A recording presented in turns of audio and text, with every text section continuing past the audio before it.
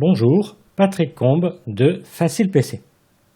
Dans ce cours, nous allons voir comment accéder à Internet, surfer sur Internet, de façon confidentielle et cryptée.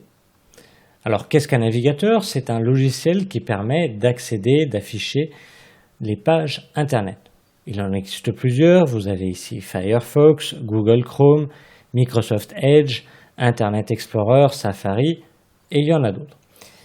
Mais à chaque fois qu'on va sur des sites Internet, on est généralement géolocalisé. Les informations ne sont pas forcément cryptées quand on tape sur Internet. Bien là, on va utiliser un logiciel gratuit.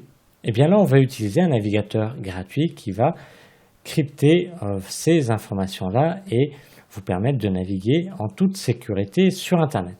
Son nom, Tor. Donc, vous tapez Tor sur votre moteur de recherche. Et on va utiliser ici ce site, télécharger Tor sur le site commentsamarche.net. On a ici déjà une petite description du logiciel, du navigateur, et on va cliquer ici sur télécharger.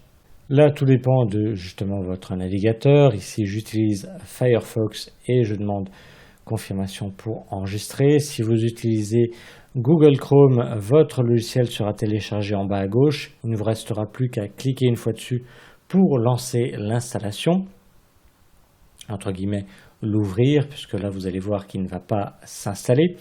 Si vous utilisez Internet Explorer ou Microsoft Edge, le bleu, eh bien vous aurez une barre en bas et vous n'aurez plus qu'à cliquer sur exécuter. Avec Firefox, une fois que le logiciel est téléchargé, vous aurez une flèche bleue en haut à droite. Donc je clique sur la flèche et je clique sur le nom du logiciel. Je peux fermer Internet. Et là, il me demande donc la langue d'utilisation, donc OK. Le lieu où il va s'installer, entre guillemets. Donc là, il me propose ici sur le bureau, desktop en anglais, et il va me créer un dossier Tor Browser, donc dossier Tor, mais vous pouvez toujours cliquer sur parcourir si vous voulez ici qu'il se mette ailleurs. Donc là, je vais le laisser tout simplement dans ce dossier-là et je vais cliquer sur installer.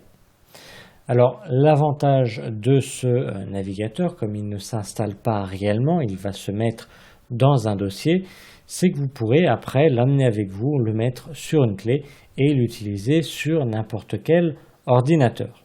C'est ça son avantage.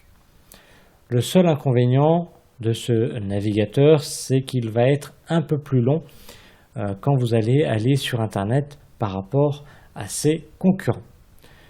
Si je clique sur fermer, il va lancer automatiquement Tor, l'ouvrir, ça nous arrange, et il va nous rajouter un raccourci dans le menu démarrer, start menu, et sur le bureau. C'est pas plus mal, on va le laisser et on va cliquer sur fermer. Donc là, il nous a bien créé le raccourci ici, start Tor browser, donc démarrer le navigateur Tor. Donc là, comme c'est la première utilisation, vous avez deux possibilités. Si vous avez simplement une box ADSL ou fibre classique, eh bien, vous allez cliquer sur se connecter. Si vous avez un proxy, donc là, il faudra paramétrer ici Tor en fonction de votre proxy.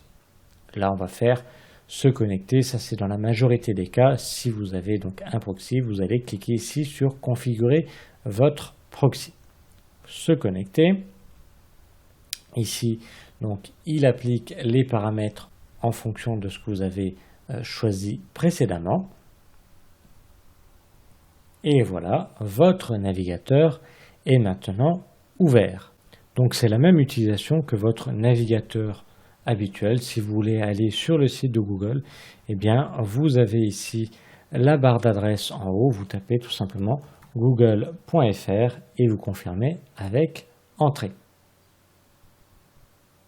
Et on tombe bien entendu sur le site de Google et là après c'est la même utilisation que votre navigateur habituel.